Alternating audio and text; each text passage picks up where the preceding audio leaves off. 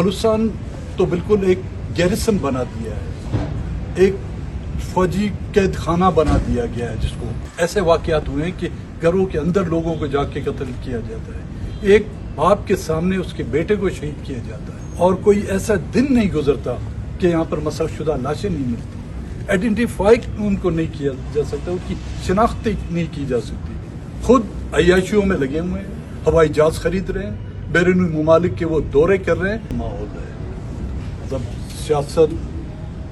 करना और सियासी बातचीत करना या सियासी स्ट्रगल पर जो है हर तरह की जो पाबंदी लगाई गई, ना ही आप पॉलिटिकल स्ट्रगल कर सकते हैं, ना ही जलसे जुलूस कर सकते हैं, ना ही आपको पार्लियामेंट से कोई उम्मीदें वाबस्ता आप रख सकते हैं, और ना ही आप इस मुल्क की अदलिया से जो है आप उम्मीदें रख सकते हैं। तो इस घुटन और मायूसी के आलम में ज़ाहिर है जब तमाम रास्ते लोगों के लिए बंद किए जाएंगे तो मुतबादिल रास्ते लोग खुद ब खुद ढूंढते रहेंगे। मैं हमेशा एक मिसाल देता हूँ कि पानी के सामने अगर आप जितना बड़ा मजबूत बंद भी बनाएंगे, वो पानी भी कहीं ना कहीं कभी ना कभी जो है अपनी राह फिर अपनी मंशा के मुताबिक निकाल देगा, और फिर वो नुकसानदेह होता है। बलूचिस्तान की हाल, पूरे पाकिस्तान की हालत तकरीबन ये है, और खुसूसन बलूचिस्तान की हालत, बलूचिस्तान तो बिल्कुल एक गैरिसन बना दिया है, एक फौजी कैद खाना बना दिया गया है, जिसमें ना आप कुछ बोल सकते हैं, ना कुछ लिख सकते हैं, ना ही सोशल मीडिया के जरिए से जो है ना अपनी राय अपनी आवाम तक पहुंचा सकते हैं। ऐसे वाकयात हुए हैं कि घरों के अंदर लोगों को जाके कत्ल किया जाता है, एक बाप के सामने उसके बेटे को शहीद किया जाता है, एक बीवी के सामने उसके शौहर को जो है उठा लिया जाता है। ये रोज का मामूल बना गया हुआ है, और कोई ऐसा दिन नहीं गुजरता कि यहाँ पर मसअशुदा लाशें नहीं मिलती, आइडेंटिफाई उनको नहीं किया जा सकता, उनकी शनाख्त नहीं की जा सकती। यहाँ तक कि वो डेड बॉडी अगर उनके वर्साओं को दी जाती है तो फिर उनसे अंडरटेकिंग ली जाती है कि आप लिख कर दें, आप अगर उनकी आखिरी रसूमात अदा करना चाहते हैं तो ये लिख कर दें कि वो दहशतगर्द था और उसने जो है ना ये हमले किए हैं। इस तरह की नोयत, इस तरह के हालात, तो आप खुद समझे कि बलूचिस्तान किस तरफ जा रहे हैं। रोड गैर महफूज है, रोडों पे कोई ट्रेवल नहीं कर सकता, बाहर के लोग, सूबे से बाहर के लोग अपनी जगह पर, यहाँ के मुंतखब नुमाइंदगान, इलाके से मुंतखब होने वाले वज़रा जो हैं वो अपने इलाकों में जो है घूम नहीं सकते। सिर्फ हुकूमत की अगर रिट कायम है तो वो रेड जोन और ज़रून रोड, यहाँ तक चीफ मिनिस्टर हाउस और गवर्नर हाउस, सेक्रेटरीट से आगे हट आप जाएं तो हुकूमत आपको नाम की कोई जानवर नजर ही नहीं आएगा। जो सिक्योरिटी का जो अमला है वो गैर महफूज है, थाने गैर महफूज है। तो इन हालात में और हुकूमत जो है सब कुछ अच्छा की जो है रेट लगाए हुए,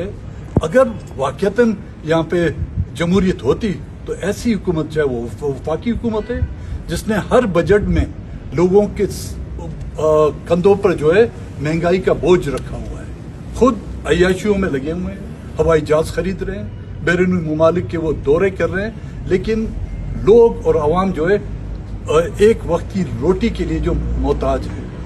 अगर वाकईतन यहाँ पे अदलियाँ होती, वाकई यहाँ पर जमहूरियत होती, इन हुकूमतों को एक दिन जो है कायम रहने की इजाज़त नहीं होती। लेकिन ये बदकिस्मती है कि इस मुल्क में जिसको हम जमहूरियत कहते हैं वो सिरे दिन से इस मुल्क में आई नहीं है। यहाँ पर जमहूरियत सिलेक्टिव लोगों के लिए कायम हुई है, यहाँ पर डेमोक्रेसी एक ख़ानदान के लिए आई है, यहाँ पर जमहूरियत एक पॉलिटिकल पार्टियों के लिए आई है, और वो पॉलिटिकल पार्टियां जिन्होंने इस मुल्क के खजानों को माल गनीमत समझा हुआ है। अब आप देखें बलूचिस्तान में हालात बिल्कुल इस हद तक नहीं है कि कोई इन्वेस्टमेंट कर सके, लेकिन लोगों की ज़मीनों को गैर मुमालिक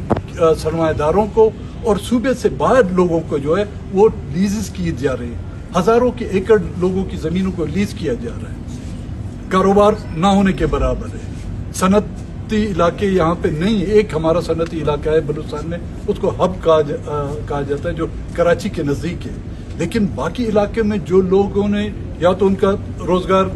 ज़राअत से वाबस्ता है या बॉर्डर ट्रेड से, ज़राअत में बिजली ना होने के बराबर है। ज़ेर ज़मीन पानी जो है ना नहीं हज़ारों फुट नीचे जा चुका है, जिससे जो है लोग काश्तकारी नहीं कर सकते। नहरी सिस्टम हमारे पास एक है, वो नसीराबाद पटफीडर कैनाल और खीरतर कैनाल, वो भी मरू में मिन्नत है कि वहाँ से ऊपर से पाइप में जो है कितना पानी छोड़ा जाता है, सीजन में कितना जो है बंद किया जाता है। ट्रेड है जो हमारे बॉर्डर इलाके, चाहे वो ईरान से लगते हैं चाहे वो अफगानिस्तान से लगते हैं, वहाँ पर पाबंदियाँ हैं और वहाँ पर जो कारोबार हो रहा है तो उन इदारों का हो रहा है जिनकी पोस्टें बाकायदा बिकती हैं। तमाम की तमाम वो पोस्टें जो बॉर्डर से वाबस्ता हैं उनकी बाकायदा पोस्टें नीलाम होती हैं, लेकिन उस नीलामी के एवज वो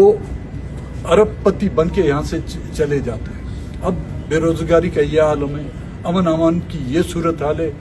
सियासी जो एक्टिविटीज़ है उन पर पाबंदी है। अदालतों में आप जाएं,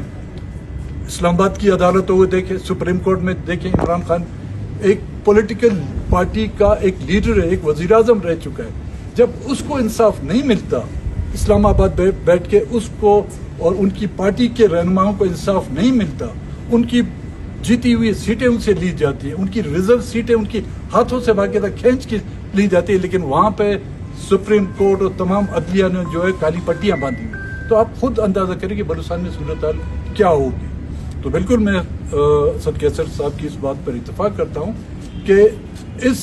नासूर हुकूमत नहीं, ये नासूर हुकूमत है, इससे जो है छुटकारा हासिल करने के लिए और तमाम पॉलिटिकल पार्टियों में जो कहते हैं समझते हैं कि यहाँ पे जमहूरियत और आइन की पाबंदी हो और आइन की जो है पासदारी हो, उन सबको मिलकर इस जद्दोजहद में जो अहम किरदार अदा करने पड़ेगा। मैं तमाम पीटीआई के दोस्तों का, असद कैसर साहब का और उनकी सिवाई क़यादत का तहे दिल से मशकूर हूँ कि उन्होंने मेरी इज्जत की। Thank you.